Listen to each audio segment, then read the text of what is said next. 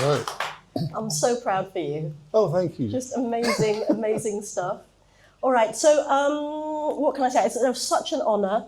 Thank you very much, David, for asking me to do this, to be here. I really love this story. I've loved this story from the beginning, from when I first heard it. It's sort of mythological, isn't it?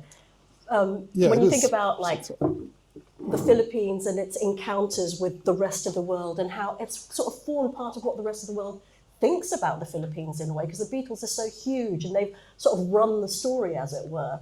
So what really happened? So, in a nutshell, because obviously there's a book about this, Yep. but the Beatles were at the height of their fame. This is 1966. They've had consecutive #1 singles in the US and the UK, and they're selling out everywhere they go. So this year they decide to do a world tour, Germany, and then Japan, and then the Philippines. And this all seems like an odd choice of countries now, but that made total sense at that time.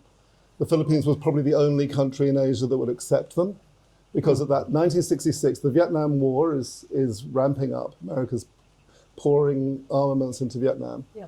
In China, the Cultural Revolution, there's a Maoist kind of re-education program going on. Yeah. The rest of, Indonesia had banned the Beatles at that point. Singapore was 1 year old, probably just slightly less than 1 year old at that time, and certainly not in the mood to accept Western. Yeah. And so really Manila was the place, and there was a huge number of fans, record pressing plants there. So they thought it seemed like a great idea. And it was, until probably the time they arrived. They turn up, a lot of excitement, fans going crazy, the head of the fan club threatening to jump off the building if she doesn't get tickets. There are people lining up to buy them. And then they land, and it becomes very militarized. They get taken to the Navy headquarters for their press conference, which is not a usual thing. They then get taken out on a boat in the middle of the bay to prevent fans from accessing them. And then they end up not liking the boat and checking into them in a hotel at 4 a.m. And the next morning, a delegation from the palace comes to pick them up for this, what was supposed to be a great honor. They're going to be feted at a reception in the palace by Imelda and 300 of Manila's creme de la creme. And they just don't show up. And they're there in the hotel, and they're thinking, we're not going to this. It's our day off. We can't do this, and they just ignore it and carry on. And they go to play the concert, and the first one is 30,000 people. The second one is 50,000 people. In that day, in total, 80,000 people pay to watch them, the most ever in a single day.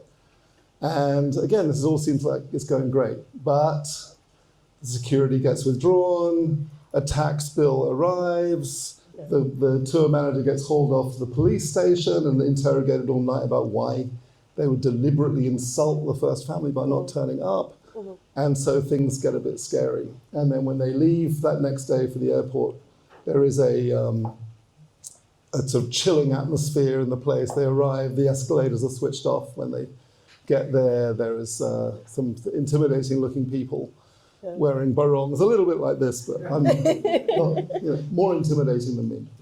And then they get pretty scared about what happens. But nothing terrible happens in terms of, actual injury or anything. It's just, and then they leave. And while the plane is still in the air, they decide to never tour again. And that's just like, we've had enough of this.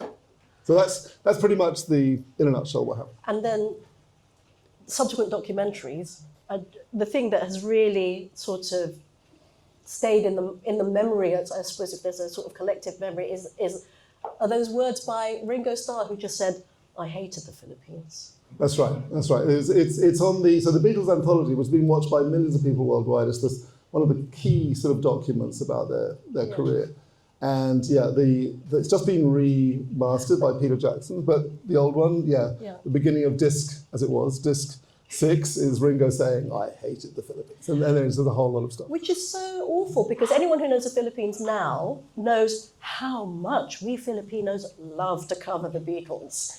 Right, and We also how love the welcoming Beatles. we tend to be to visitors. So this is all seems a bit odd, right? So was this why you decided to write the book? Yeah, so this is why that did not ring true. Okay, someone who's half English, half Filipino, I've got a foot in both camps, but I'm thinking, okay, this bit doesn't ring true. It doesn't ring true to say that Filipinos are hot-headed, that they are, volatile and unfriendly. That doesn't add up, right? So actually, when you look into it, it's kind of an excess of trying that made this go wrong. And it was, it was an excess of wanting to make it go well that made it go the other way. It's like a sort of car crash. Do you know what I mean? It's like watching a train wreck in slow motion. Yeah.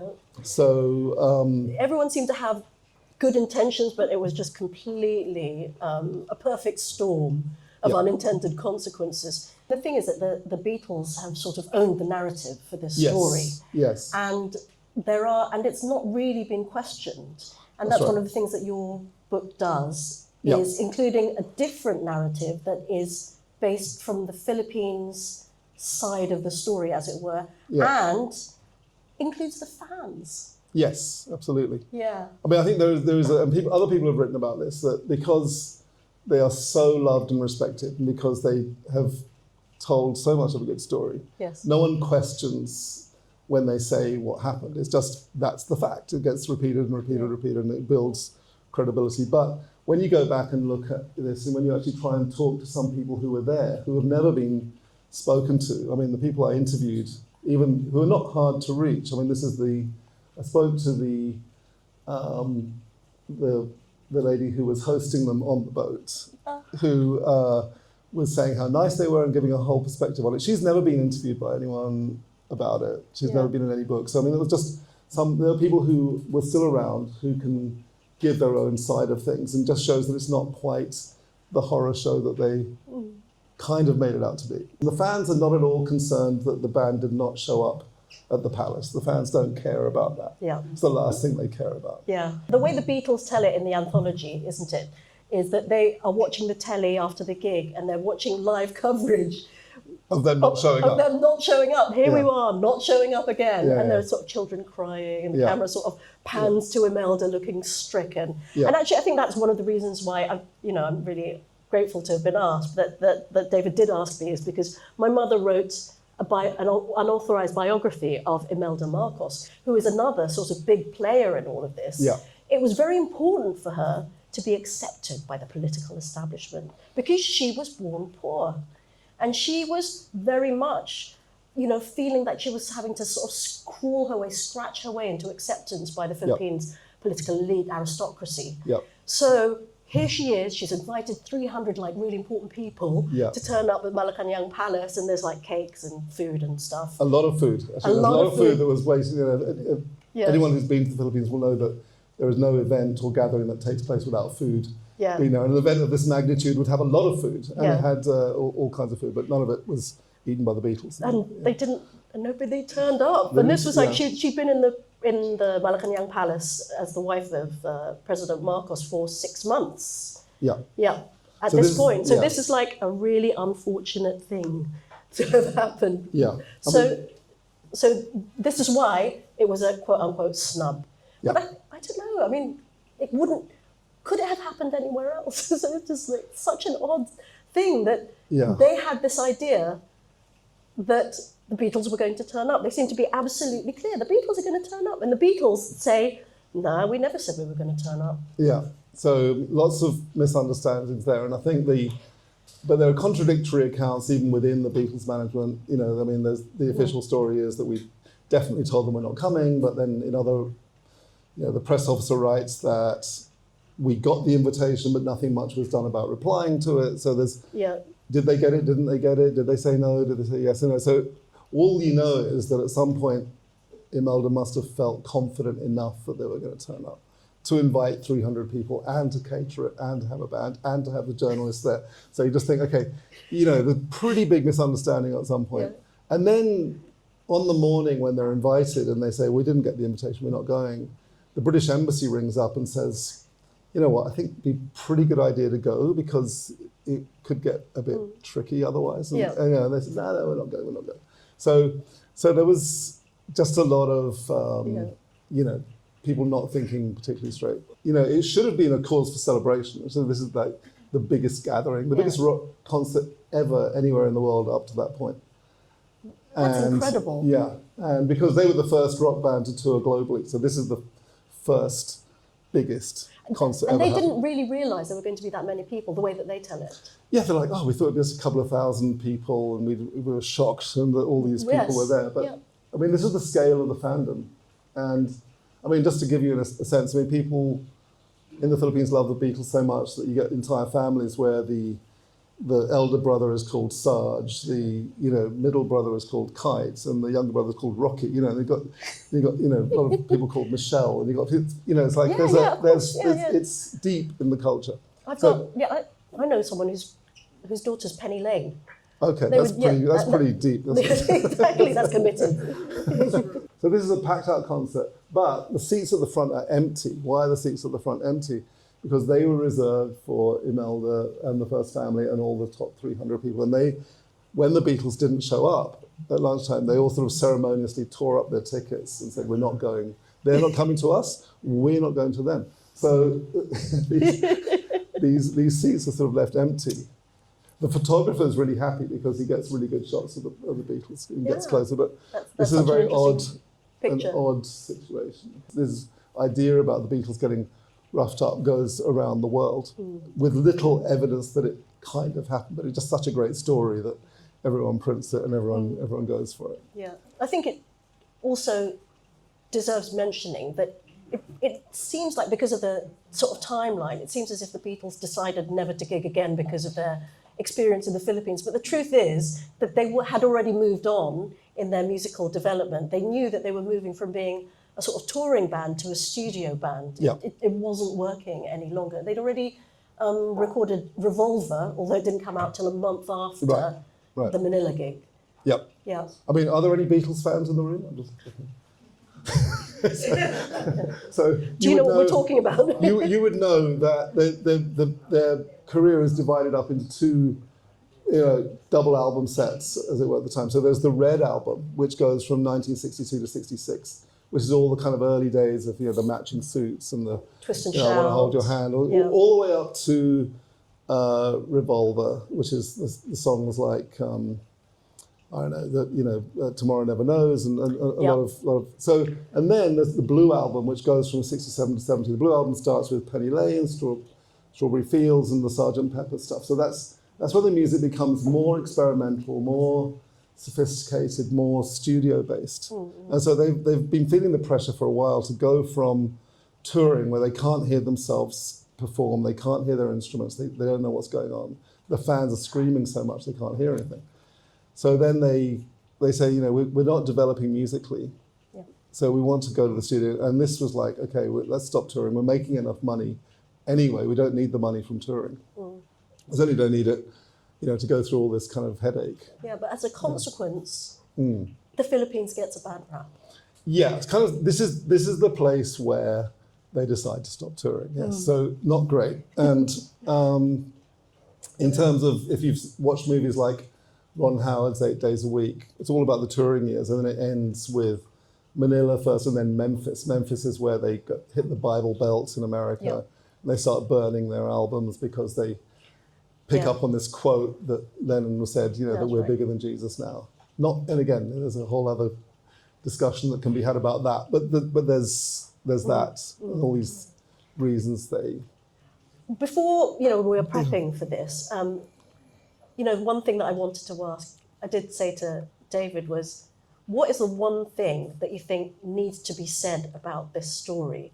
Because it's bigger than the Beatles versus the Marcos regime, which, subsequently, it wasn't at this time, this is like 66. 6 years later, martial law was declared, and we all know about the subsequent sort of corruption of the Marcos regime and the sort of human rights abuses that happened, which in a way fed into the Beatles felt justified, like, well, maybe it was a good thing we snubbed them after all, because then, there's a sort of moral angle to it, but that was in retrospect. Yeah. So what is that?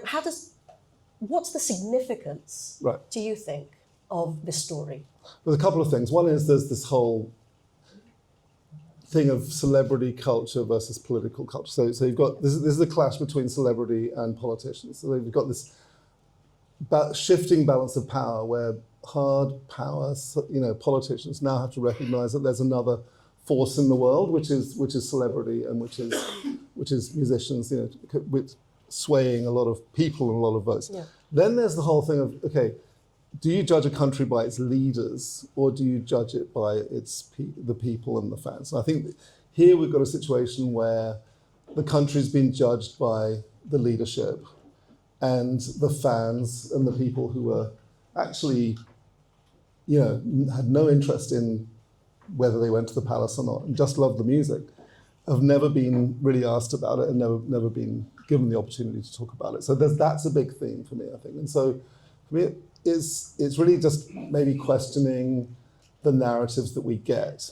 And one of them is that in this part of the world, history has tended to be written by the European and American colonizers of this part of the world.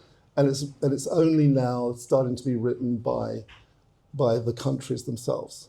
And I'm not saying this is, by any means the shining example of that, but this is an attempt to give a reverse perspective, or at least a broader perspective on historical events, so that we're not just taking one side of the story. Yeah. And I think that's the main thing, and that's what needs to. And by doing that, we then give more visibility to the countries, and we then give more understanding of countries to outsiders. So if they're only reading the Beatles side of the story, if they're only reading the English side of the story, headlines, yeah, then they're not going to get a very good picture of the country, or at least not even a complete picture, at least. So I think that's the reason to do it. Yeah, I think that's a really interesting, bigger picture.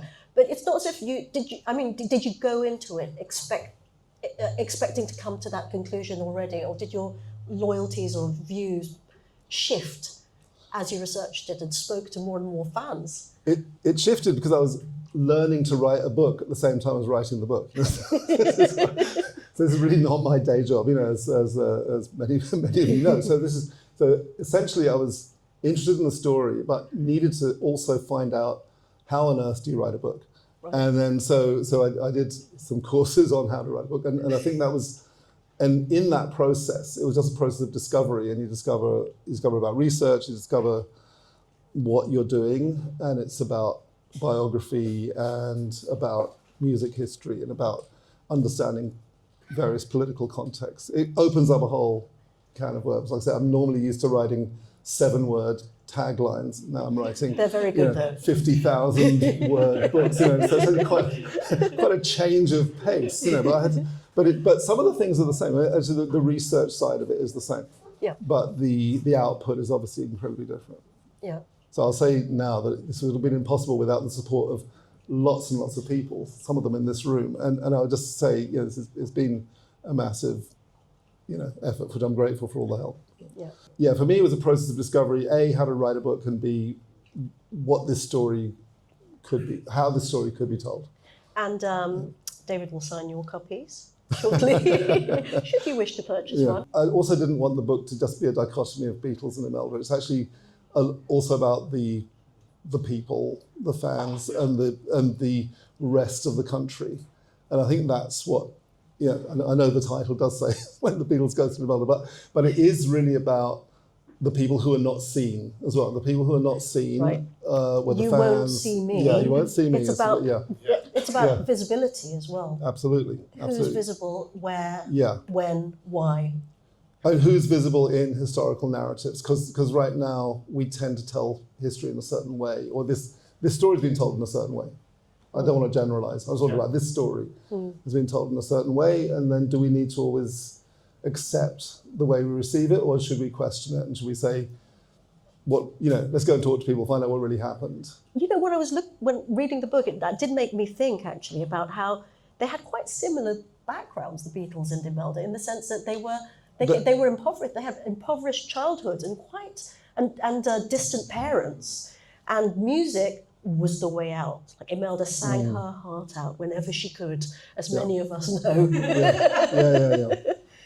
as that. I mean, they went different ways, obviously, but there was some commonalities. There were some things that they did. When she first came to Manila, she sang in a music shop. And in those days, you would go and you'd have a piano at home, and you would buy sheet music. This is in the 50s, I think. So and then she would demonstrate the songs in a piano shop. And she would, tinkle the keys, and people would come along. And she was very beautiful. She was very attractive. Cool so people would just ask her to play songs just for the hell of it, anyway. And until her dad turned up and said that wasn't a suitable job for a young woman.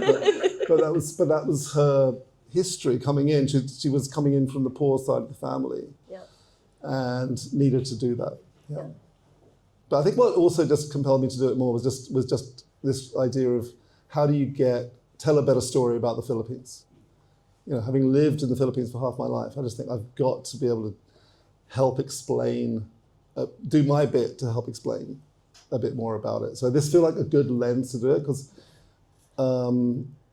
again, this is, from the little I've learned in advertising is that you need to latch stories onto things that people care about, and I think the Beatles are something that people care about, and if this is a way to get people to read about the Philippines as well, then that's doing that job, I think. So I want to just use that as a lens to illuminate more about the country, but also tell this particular story. Yeah.